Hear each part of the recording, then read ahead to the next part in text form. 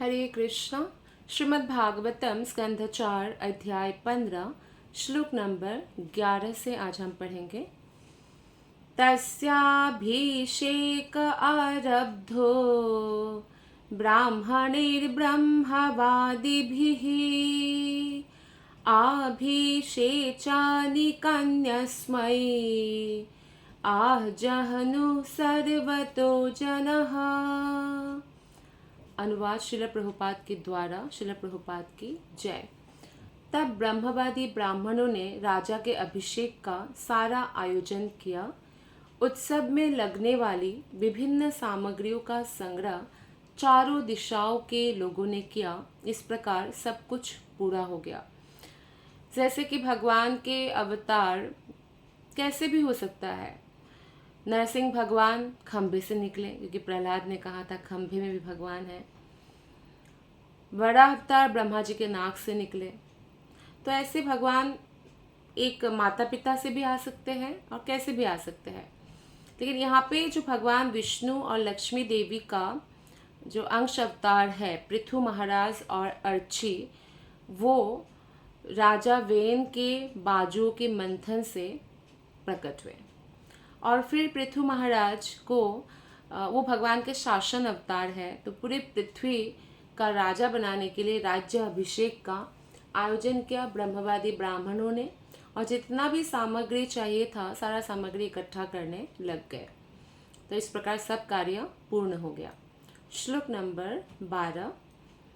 सरित समुद्र गिरयो नागा गावः खगा मृगः द्योक्षितिः सर्वभूतानि समाजर्हुरुपायनम्। अपने अपने शक्ति के अनुसार नदी, समुद्र, पर्वत, सर्प, गाय, पक्षी, पशु, स्वर्गलोक, पृथ्वीलोक तथा अन्य सभी लोकों की जीवात्माओं ने राजा को भेंट करने के लिए विविध उपहार एकत्रित किए। तो हर व्यक्ति अपने शक्ति के अनुसार और भाव के अनुसार दूसरों को भेंट देते हैं। और यहाँ पे क्योंकि पृथु राजा जो भगवान के शासन अवतार है, उनका अभिषेक हो रहा था, तो जितने भी जीव थे अलग अलग लोक के, जैसे कुछ नदी में रहने वाले, समुद्र में रहने वाले, या पर्वत, सर्प, या इस तरह से विभिन्न प्रकार के जो भी जहाँ से जो लोग, सब लोग आए और सब लोग राजा को कुछ न कुछ भेंट दिया। श्लोक नंबर 13। सोऽभिषिक्तो महाराजः सुवासः साध्वलङ्कतः पत्न्यार्चिषालङ्कतया वीरे जिघ्निरिवापरः। इस प्रकार वस्त्रों तथा आभूषणों से सुंदर रूप से अलंकृत महाराज पृथु का अभिषेक किया गया और उन्हें सिंहासन पर बैठाया गया। वे सुंदर आभूषणों से सज्जित अपनी पत्नी अर्ची के साथ अग्नि के समान लग रहे थे, बहुत चमक रहे थे। तो दोनों ही पति पत्नी जो है राज्याभिषेक में बहुत ज़्यादा सुंदर लग रहे थे।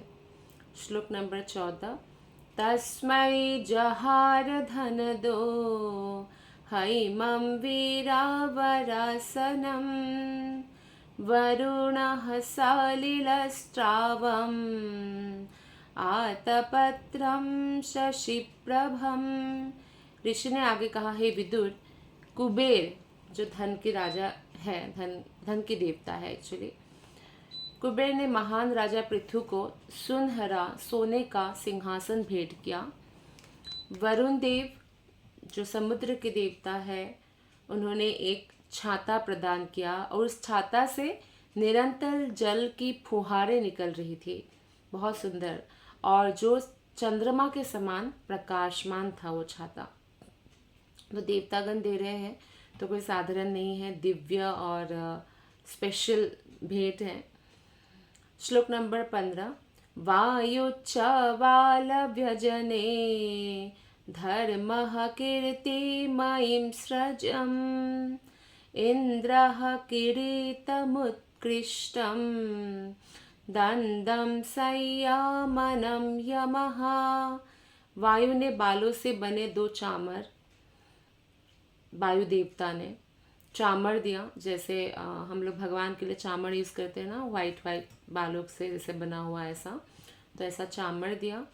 धर्म ने यानी धर्मराज कौन है? यमराज जी है। जो पापी व्यक्ति है उनके लिए वो यमराज है, उनको दंडित करते हैं। और जो भगवान के भक्त हैं उनके लिए वो धर्मराज हैं। तो धर्मराज ने यश को बढ़ाने वाला पुष्प का हार प्रदान किया, जो बहुत स्पेशल था, जो पृथु महाराज के यश को बढ़ाने वाले थे। और स्वर्ग के राजा इंद्र ने मूल्यवान मुकुट राजा पृथु को अर्पण किया। और यहाँ पे यमराज की और उल्लेख आया है। यमराज ने विश्व पर शासन करने के लिए एक राजदंड प्रदान किया। तो ऐसा कहते हैं कि जो धर्म का पालन करते हैं वो धर्म उनकी रक्षा करते हैं। तो ऐसे धर्म भी एक पर्सनैलिटी है, तो यहाँ पे उस धर्म के बारे में उल्लेख है। तो वो यश को बढ़ाने वाला पुष्पहार, और यमराज ने एक राजदंड प्रदान किया, ऐसा उल्लेख है। तो राजदंड क्यों प्रदान किया? क्योंकि यमराज हमेशा न्यायाधीश हैं। जैसे हमारे यहाँ पे जज होते हैं, वैसे ही यमराज हमेशा जो भी व्यक्ति है, अगर उन्होंने थोड़ा सा भी पाप किया है तो उनको यमदूत पकड़ के ले जाते हैं। फिर उनको प्रश्न भी पूछा जाता है कि आप पाप पहले भुगतेंगे कि पुण्य पहले भुगतेंगे, और फिर उनके कर्मों के अनुसार वो दंड देते हैं। यमराज 12 महाजनों में से एक है, तो उनको ऑटोमेटिकली पता होता है सबके बारे में। इसके अलावा भी जैसे वायु, सूर्य, चंद्र, ऐसे कई देवताएं यमराज को रिपोर्ट भी करते हैं, क्योंकि ये एडमिनिस्ट्रेटिव स्टाफ है। और ऊपर से भगवान तो हर किसी के हृदय में परमात्मा रूप में विराजमान है, तो हर व्यक्ति के भाव और पाप और पुण्य के बारे में लेखा जोखा भगवान भी रखते हैं। श्लोक नंबर 16। ब्रह्मा ब्रह्ममयं वर्मा भारती हारमुत्तमं हरिः सुदर्शनं चक्रं तत्पत्न्या व्याहतां श्रियं। ब्रह्मा जी ने राजा पृथु को आत्मज्ञान से निर्मित कवच भेंट किया, क्योंकि ब्रह्मा जी खुद आत्मज्ञानी हैं और खुद भगवान विष्णु द्वारा दीक्षित है। भगवान ही उनके पिता भी है और गुरु भी है, तो उनको एक आत्मज्ञान से निर्मित कवच दिया।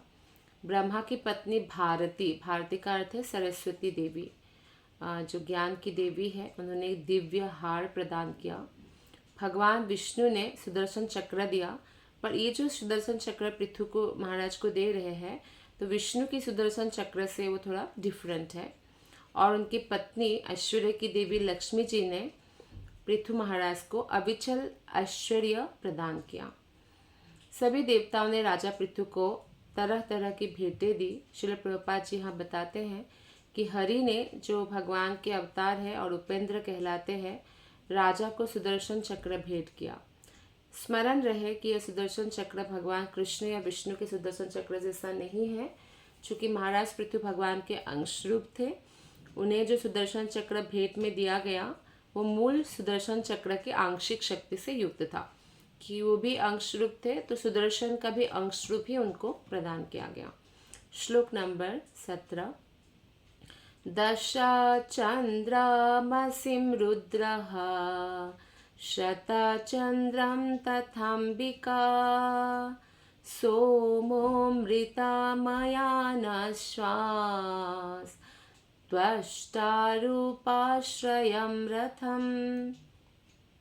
शिव जी ने 10 चंद्रमाओं से अंकित कोश म्यान वाली तलवार भेंट की, और देवी दुर्गा ने 100 चंद्रमाओं से अंकित एक ढाल भेंट की। तो तलवार दिया शिव जी ने, तो उनकी पत्नी दुर्गा देवी ने उनको एक ढाल दिया, उसमें भी चंद्रमाओं का अंकित था। चंद्रदेव ने उन्हें अमृतमय घोड़े दिए, तथा विश्वकर्मा ने एक सुंदर, अत्यंत सुंदर रथ प्रदान किया। तो रथ और घोड़ा दोनों ही प्राप्त हो गया दिव्य। श्लोक नंबर 18। अग्निराजगवं चापं सूर्यरश्मिमया निशुन् भूः पादुके योगमय्यौ द्यौ पुष्पावलिमन्वहम्।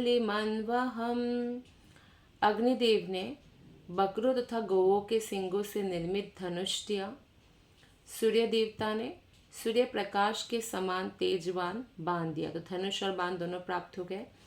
और भूलोक के प्रमुख देव ने योग शक्ति संपन्न चरण पादुकाएं दिया, जिससे वो कहीं भी जा सकते हैं। तथा आकाश के देवताओं ने पुनः पुनः पुष्पों की भेंटें प्रदान की।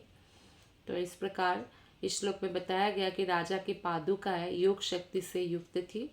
पादुके योगमयो। इस प्रकार पादुकाएं पहनते ही राजा जहाँ चाहे वहाँ कभी भी जा सकते थे, उनको रथ की भी आवश्यकता नहीं। तो योगी लोग किसी भी समय अपनी इच्छा के अनुसार एक स्थान से दूसरे स्थान को चले जा सकते हैं। ऐसे ही शक्ति राजा पृथु की पादुकाओं में थी। श्लोक नंबर 19। नाट्यम सुगीतम वादित्रम अंतर्धानम च खेचरः ऋषयच्चाशिषः सत्यः समुद्रः शंखमात्मजम्। गगनचारी देवताओं ने राजा पृथु को नाटक, संगीत, वाद्य यंत्र तथा इच्छा अनुसार अंतर्धान होने की कला प्रदान की। तो देवता को ये सब कला भी प्रदान किया गया गिफ्ट के तौर पर। ऋषियों ने भी उन्हें अमोघ आशीर्वाद दिया। ऋषियों का आशीर्वाद ही बहुत बड़ा प्रोटेक्शन है। तो समुद्र ने स्वयं सागर से उत्पन्न शंख भेंट किया। श्लोक नंबर 20। सिंधावः पर्वता नद्यो रथवीथिर्महात्मनः सूतोऽथा मागधो वन्दी तम स्तुतुमुपतस्थिरे। समुद्रों, पर्वतों और नदियों ने उन्हें किसी अवरोध के बिना रथ हाँकने के लिए मार्ग प्रदान किया। मतलब उनका रथ जाएगा तो समुद्र, पर्वतों, नदियों में वो कभी भी कैसे भी जा सकते हैं। बाकी लोगों के लिए तो समुद्र बाधा है, नदी बाधा है, पर्वत बाधा है, पर उनके लिए ऐसा नहीं था। जैसे पहले शंख प्रदान किया उनको समुद्र ने सागर से उत्पन्न। तो वो शंख जनरली राजा लोग शंख कब यूज़ करते हैं, जैसे ब्राह्मण लोग भगवान की पूजा के लिए शंख बजाते हैं, आरती से पहले, आरती के बाद। तो क्षत्रिय लोग युद्ध में उपयोग करते हैं। जैसे पांचजन्य शंख बजाया था भगवान ने, और सभी पांडवों के पास भी अपना अपना शंख था। तो वो युद्ध की शुरुआत में, क्योंकि उनके लिए वही पूजा है, क्षत्रिय के लिए वही उनका कार्य है कि वो रक्षा करे लोगों का। तो यहाँ पे फिर से समुद्र, पर्वतों और नदियों ने उनको अवरोध के बिना रथ हाँकने के लिए मार्ग प्रदान किया। सुत, मागध और बंदी जनों ने प्रार्थनाएं और स्तुतियाँ की। वे सभी उनके समक्ष अपनी अपनी सेवाएं करने के लिए उपस्थित हो गए। श्लोक नंबर 21। स्तावकांस्तानभिप्रेत्य पृथुर्वेण्यः प्रतापवान् मेघनिर्हार्दया वाचा प्रहसन्निदमब्रवीत्। जब महान शक्तिशाली वेन के पुत्र राजा पृथु ने अपने समक्ष इन सबों को देखा तो वे उन्हें बधाई देने के लिए हंसे और मेघ गर्जना जैसी गंभीर वाणी में इस प्रकार कहा। तो अब हम नेक्स्ट क्लास में ये पढ़ेंगे कि पृथु महाराज जो जो लोग आए थे उनको भेंट देने के लिए उनको संबोधन करके क्या कहते हैं। आप सबका बहुत बहुत धन्यवाद। हरे कृष्णा। ग्रंथराज श्रीमद् भागवतम की जय, श्रील प्रभुपाद की जय, गुरु महाराज की जय, अनंत कोटि वैष्णव वृंद की जय। हरे कृष्णा।